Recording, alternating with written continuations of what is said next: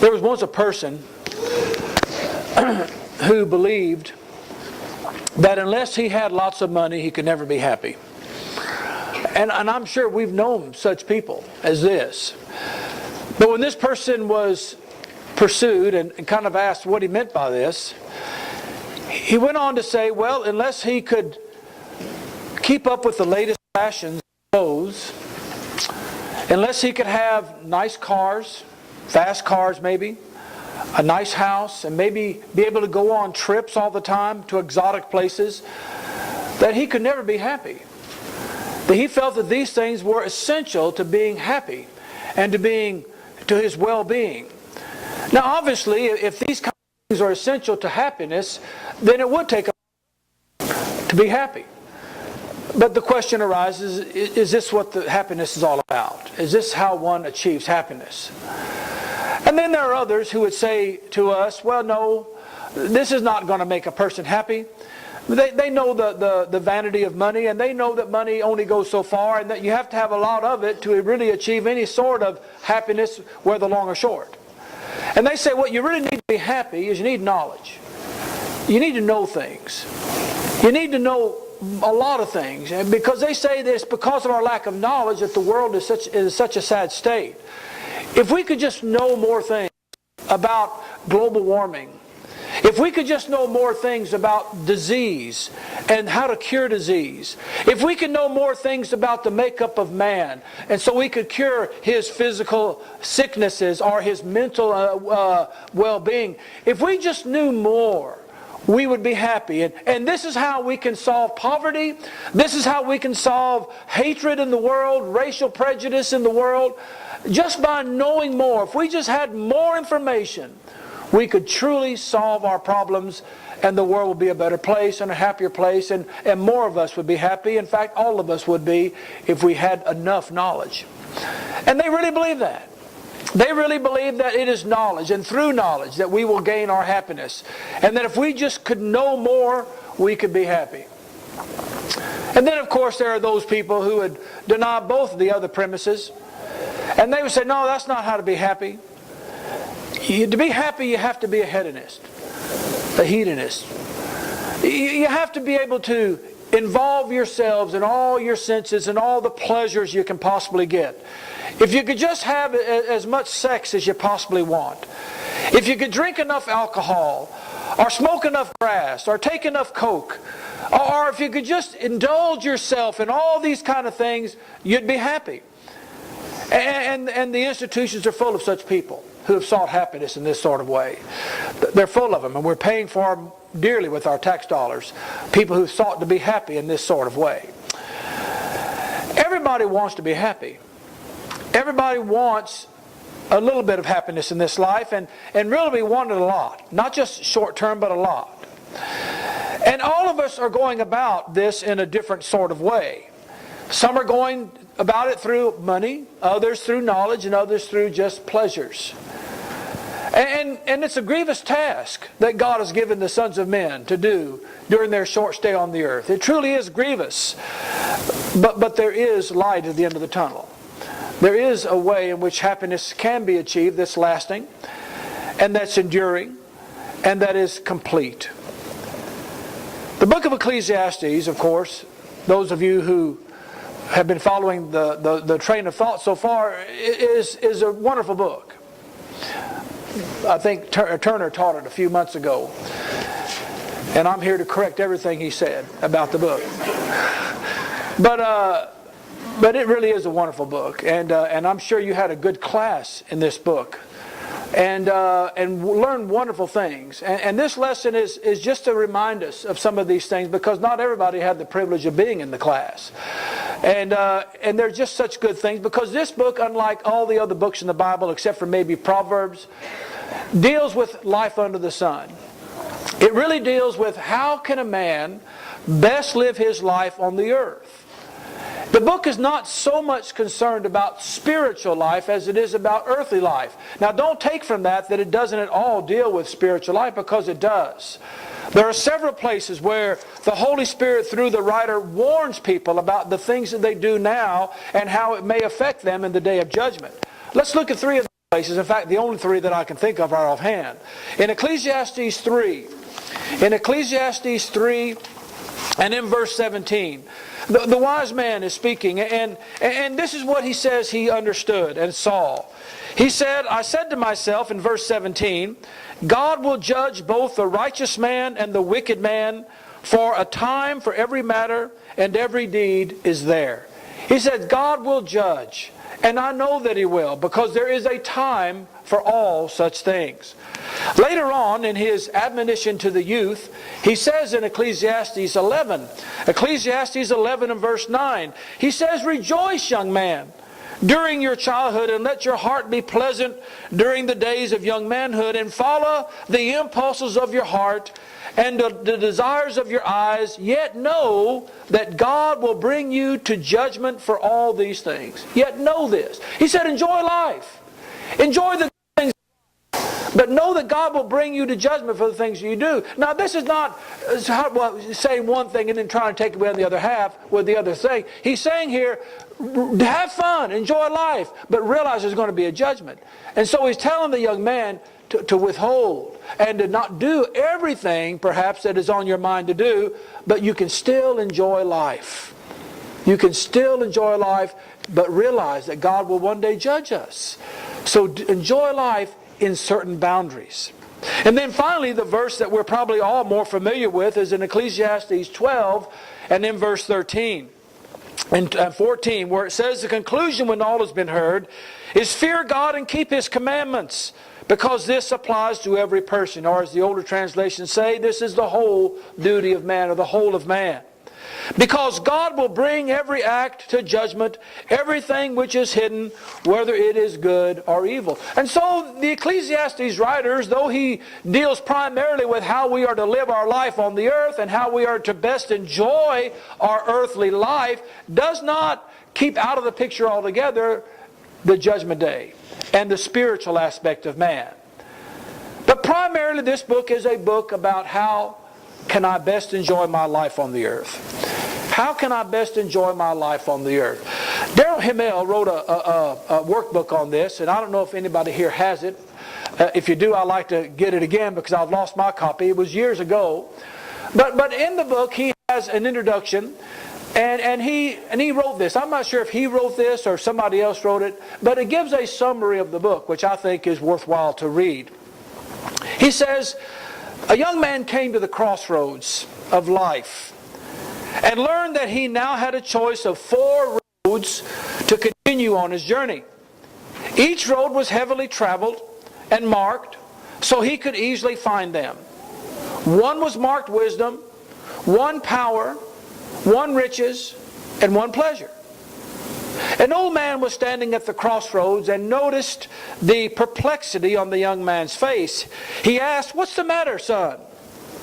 The young man replied, "I do not know which road to take." To his surprise, the old man answered, "Although all 4 of these roads are very appealing, do not take any of them. I've traveled them all and done so in vain. I'm very close to death and I have not reached my goals. I'm no different than the one who is just beginning to live.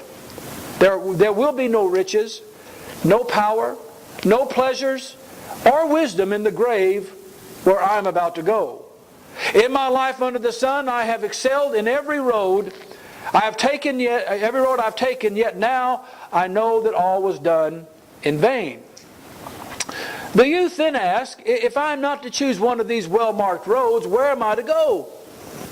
And the old man answered, "There is a narrow path hidden in obscurity where one can partake of pleasure, of wisdom, of power, and in moderation. It is not a road of excess, but a road where the best things under the sun are free, a gift of the Creator. It is a road traveled by few and is marked, fear God and keep His commandments." And this is what this book is about.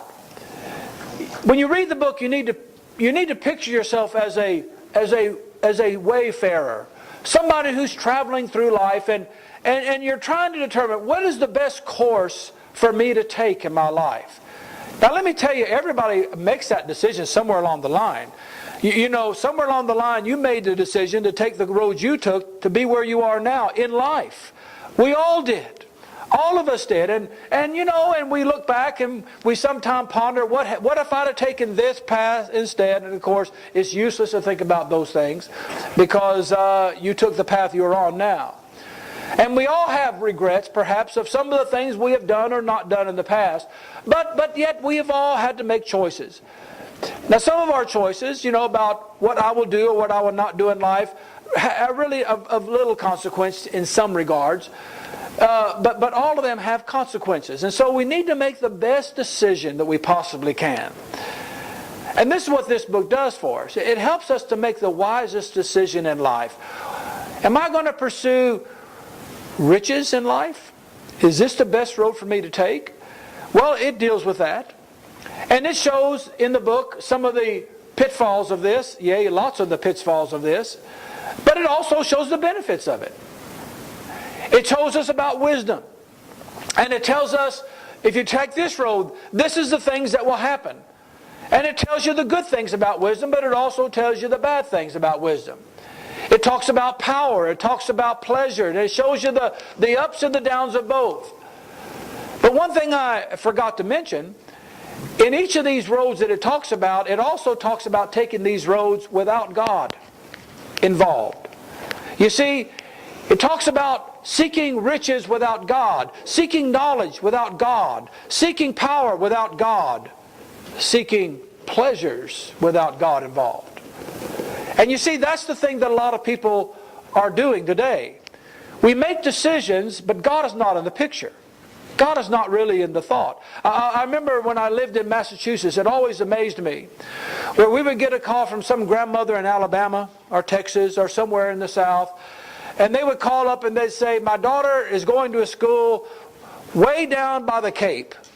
Now, you know where we lived in Tingsboro, way down by the Cape. Is there anybody who could go down and bring her to worship? And I said, madam, that's about 3 hours, 4 hours away.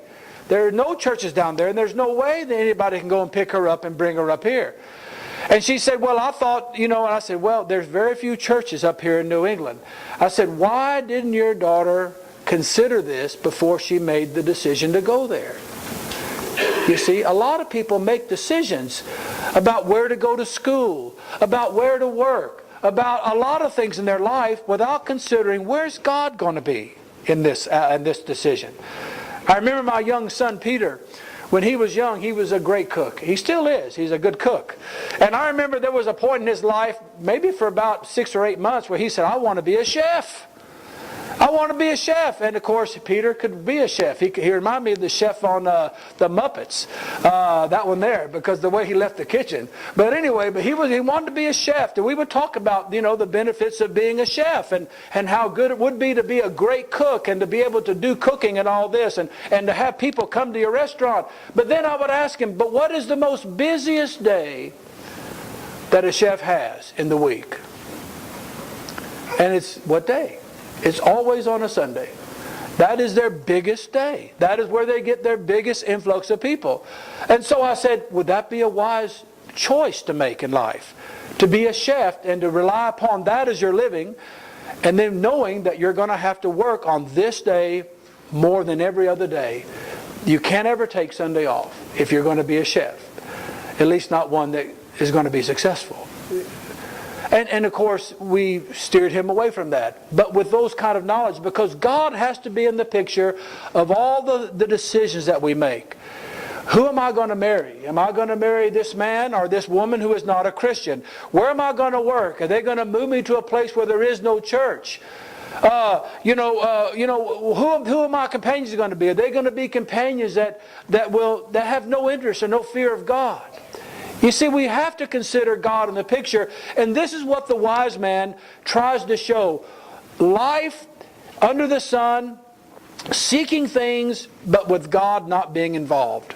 And then he shows how that will affect us if God becomes involved, and how that will affect our thinking, and how that will help us. So the book is a great book. It's a book that we ought to spend time in. And really, in one way, it may even be a good book to evangelize from. To people who are just interested in studying the Bible, learning about God, this may be an excellent book to go to show them about things that they already understand. Things that they can already appreciate in life. And they would be amazed that the Bible has so much to say about these things, and they would be in agreement to many of the conclusions that the author makes. So the author is dealing with what is there for man to do under the sun that's good. What good thing is he to do the few years of his life to find happiness? That's what the book is about. What is the purpose of life, and how best can it be enjoyed? The preacher asked it in this way in chapter 1 and verse 3 when he said, what advantage does a man have in all his work which he does under the sun? That's the question. What profit has a man from his labor? And to find the answer, the preacher gave himself over to the pursuit of wisdom and knowledge.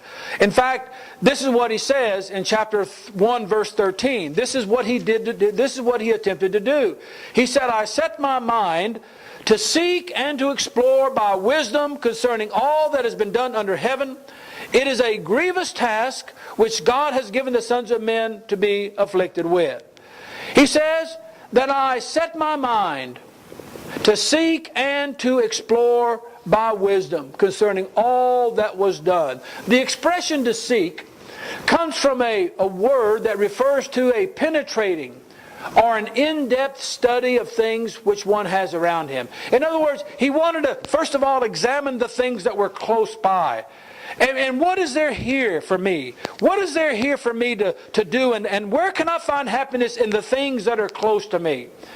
The other word, to explore, comes from a word that means to study something which is far away. Which is far away. The word comes from the same Hebrew word that the word spy is often translated from. And so the idea is I'm looking for things close by, and I'm looking at things from a distance. What is there on earth that can make me happy? And the preacher was not content with just merely learning about things which were near to him, but he was also looking at things far away, things which someone would have to travel to discover and come back and tell him all this information. And at this stage of his life, the preacher was really a true scientist. He was seeking to know, seeking to learn all that he could about things that were done under the sun. He wanted to know about things, not just some things, but all that has been done under heaven. And we cannot overemphasize the extent of the knowledge that the preacher had during this time of his life, that he gained.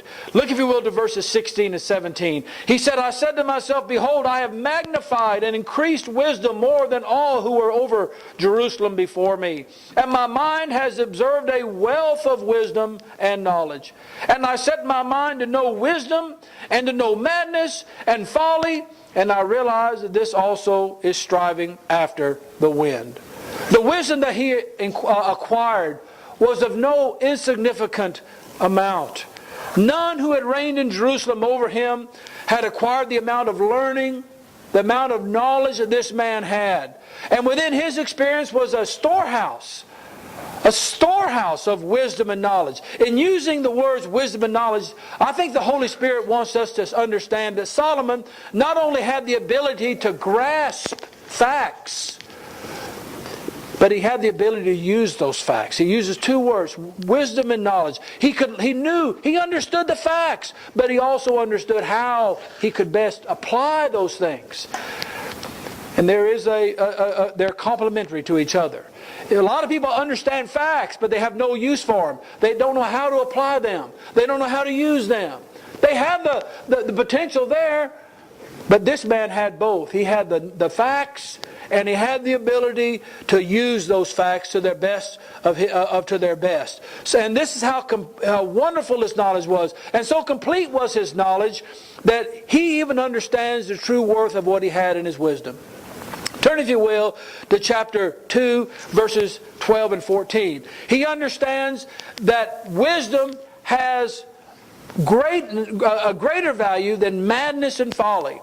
And he knows the difference. Look, if you will, to verses 12 and 14 through 14 of chapter 2. So I turned to consider wisdom, madness, and folly. For what will a man do who will come after the king except what has already been done?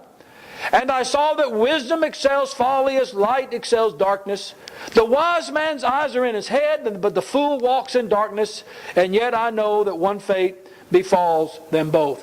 He says, what's the difference now between being extremely wise and extremely foolish?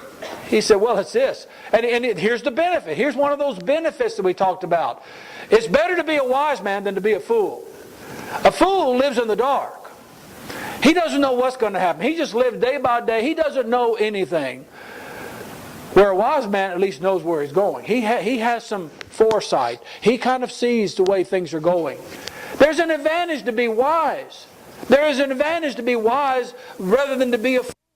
And so the difference that he says between the fool and the wise man is that the fool lives in the dark, the wise man lives in the light. One is able to see where he is going, the other is not able to see. And furthermore, wisdom and knowledge serves to protect a man. Protect a man from the harm which stalks him on the earth. Turn, if you will, to chapter 7. Chapter 7, verses 12 and then verse 19.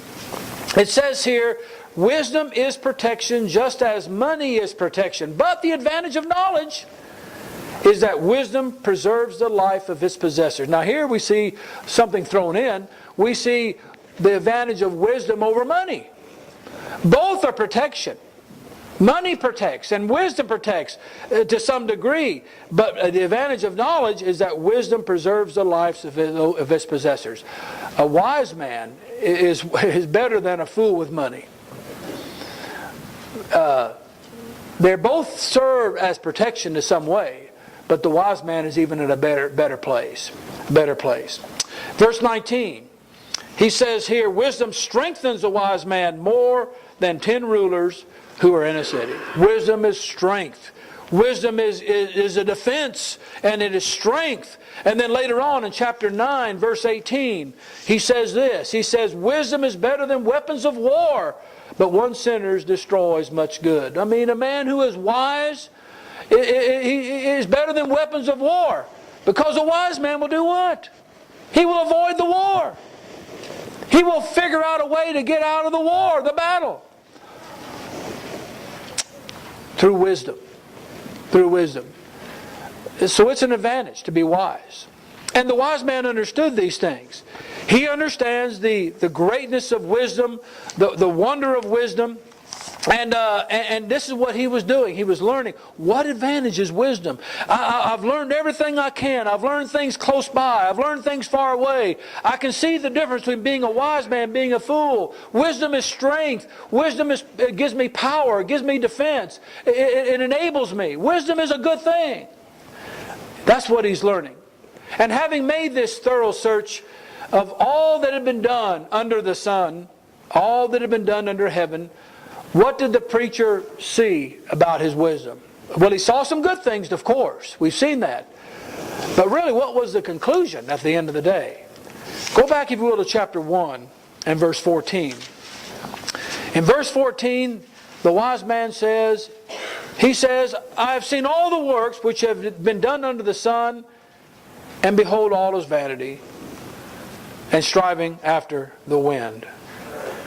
He goes on and he says, what is crooked cannot be straightened, and what is lacking cannot be counted.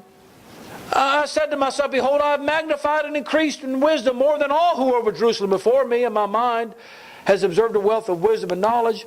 And I set my mind to know wisdom and to know madness and folly, and I realized this is also striving after the wind, because in much wisdom there is much grief, and increasing knowledge results in increasing pain. He saw that with all the advantages of wisdom, that it was still not able to make him happy. He was still not able to make him happy. He says in these verses, he says, I've seen the works. He says, I've learned that what is crooked cannot be straightened, and what is lacking cannot be counted.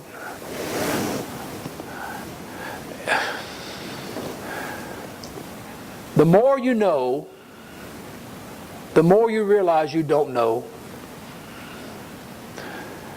And then the more you realize that there's not much good you can do with what you know.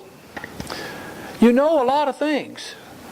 I know the cure for AIDS. I know how to stop it. We all do. But what good is that knowledge? What good is it? I know it, but I also know that there are people in the world who will not accept the cure. They will not accept the way of life that would avoid it altogether. You see, we know a lot of things. We deal with people. We know how can people have a better marriage. And we know the answer. We go to them and here's how to do it. And we plead with them. We teach them. And then we see, what good is this knowledge to these people? They don't want it. They don't care. I'm sure Brad sees people with teeth who are rotting to the core. And he says, boy, you need to do this and you need to do this. And 6 months later he comes and they haven't done anything. And you say, and you're frustrated. You have all this stuff. You have all this knowledge. You have all this wisdom that you know how to solve this problem. But there's another problem. There's a human element in this problem. And so the more you know, the more you realize that you cannot do good with what you know, because there are other people out there who don't care. We don't live in isolation. We don't live in a test tube under a jar. We live with other people. And so I may know how to solve the world's problems. I may know how to do it, and there may be a lot of people know how to do it. But then there's the problem of, people don't want it. You see, the more you know, the more frustrating it becomes that you can't do with what you know could be the solution to the problem. It can't happen. And that's what the wise man learned. What is crooked cannot be straightened. What is counted cannot be made up for. He learned all these things. Wisdom promised much in the beginning. Just know. Just learn. And you'll be able to solve our world's problems. You'll be able to solve all these dilemmas. And it promises much. But in the end, it fell short. It fell short. And it would not deliver the happiness that the wise man was seeking for. For with all of his learning, with all of his ability to grasp the facts that he had, there were still things that could never be understood, and wisdom and knowledge could not fix. It could not fix, because there's a human element involved. And as Himmel said as well in his little book, the more wisdom a man has, the more sensitive he becomes to his own ignorance and impotence. The more aware he becomes of the gigantic evils which he is powerless to remedy. The more conscious he becomes of the crooked that cannot be straight. Every discovery serves to convince us that more remains concealed, of which we had no suspicions of before. I mean, the more you know, the more you realize you don't know. And there's just a vast wealth of information. And then when you think you know it enough to help people, then you realize that people don't want to be helped. So wisdom is not the answer. The man says that it was all vanity. And to make matters even worse, you remember we saw there was an advantage to being wise over being a fool. The wise man walks in the light. He knows where he's going. The fool, he's in the dark. He doesn't know. Well, listen to what he says later on in chapter 5, or chapter 2 in verses 15 and 17.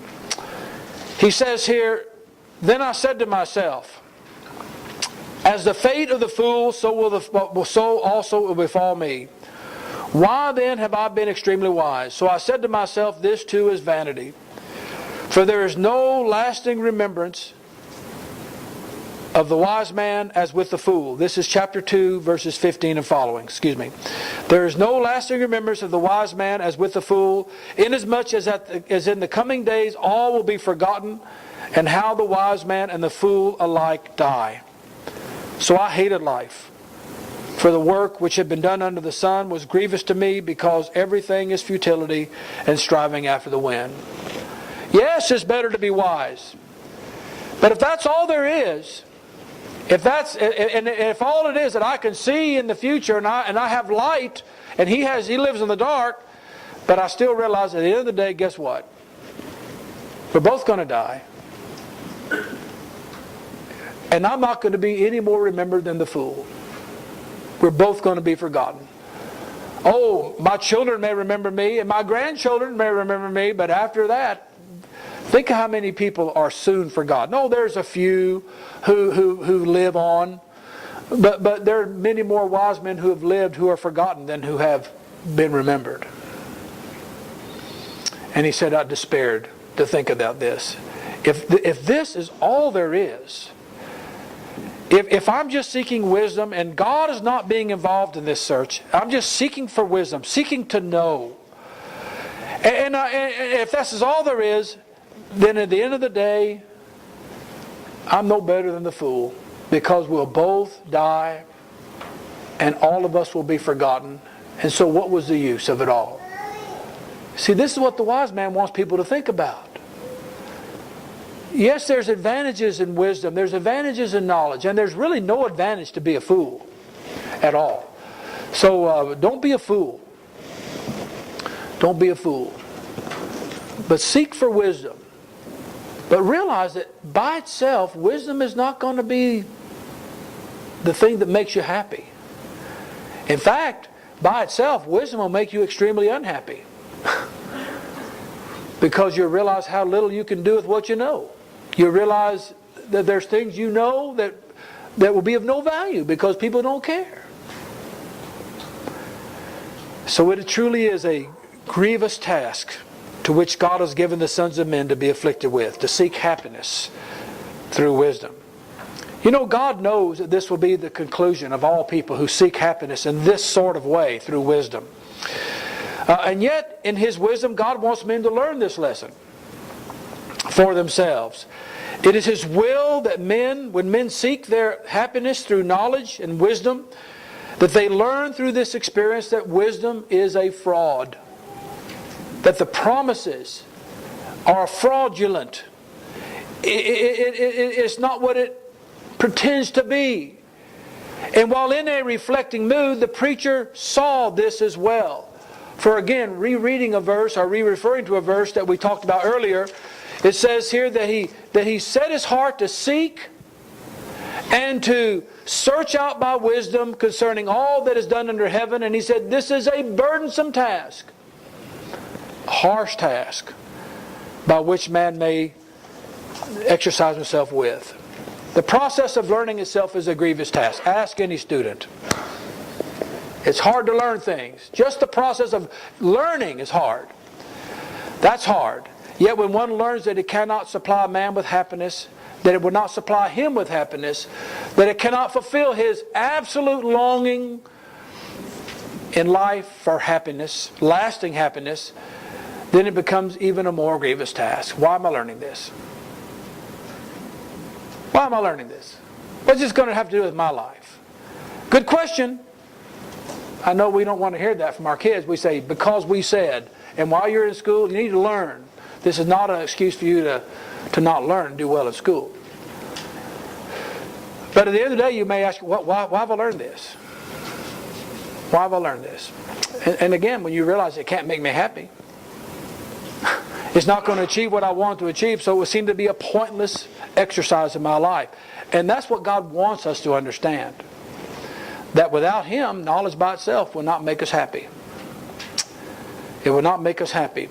If we're going to be happy, truly happy, then we're going to have to seek it with something else. With something else. We're going to have to seek our happiness with knowledge, but with someone else. And that's God. God has to be involved in this seeking. You know, Paul has something to say about this in the New Testament. Turn, if you will, to 1 Corinthians 1. In 1 Corinthians chapter 1, the Apostle Paul writes this. In talking about the gospel that he preached and proclaimed, He says, beginning in verse 18, "For the word of the cross is to those who are perishing foolishness, but to us who are being saved it is the power of God. For it is written, I will destroy the wisdom of the wise, and the cleverness of the clever I will set aside. Where is the wise man? Where is the scribe? Where is the debater of this age? Has not God made foolish the wisdom of the world? For since in the wisdom of God the world through its wisdom did not come to know God, God was well pleased through the foolishness of the message preached to save those who believe. For indeed Jews ask for signs and Greeks search for wisdom, but we preach Christ crucified, to the Jews a stumbling block and to the Gentiles foolishness. But to those who are called, both Jews and Greeks, Christ, the power of God and the wisdom of God. Because the foolishness of God is wiser than men, and the weakness of God is stronger than men. Many who are full of wisdom of this world are frustrated by the fact that they cannot know God through their wisdom." This is one of the faults of the intelligent design argument. There are people out there who, and I encourage people to look at the design. But let me tell you, you cannot know God in that way either. You can know that He exists. You can know that there is a God, but you cannot know Him. You have to seek this knowledge in some other place, or again, in some other person. God can be known, but not through worldly wisdom. Not through the wisdom that comes from this world. Again, look at what the apostle says in verses 20 and 21. He says, where is the wise man? Where is the debater or disputer of this age? Has not God made foolish the wisdom of the world? He says, for since the wisdom of God, in the wisdom of God, the world through its wisdom did not come to know God. This was part of God's plan. He said, therefore it pleased God through the foolishness of the message preached to save those who believe. It was God's plan to frustrate the proud wisdom and to humble it even further through the gospel. To save the world through a crucified Jew is an insult to the intelligent of the wise, and it's offensive to the Jews. But God will not be dictated to. Men will be saved through the gospel, or else they will not be saved at all. Where does this leave the wise then? Well, it leaves them with pitifully little. It leaves most of them without any spiritual hope. For their pride would not allow them to submit to the gospel. And that is a huge problem. Just ask anybody who's involved in academia, or people who are involved in positions of power, how pride will not allow somebody to submit to this simple gospel. It's a huge problem for them. But I want to say that not all the wise of this world will reject this message. And again, I want to refer to what Paul says in verse 26. Listen to what he says, and this gives us hope, and this gives us a purpose for reaching out to even the wise of this world. People who we might think are just so full of worldly wisdom they would never respond. Well, let them decide that. Let them decide. But look what he says in verse 26. He says, consider your calling.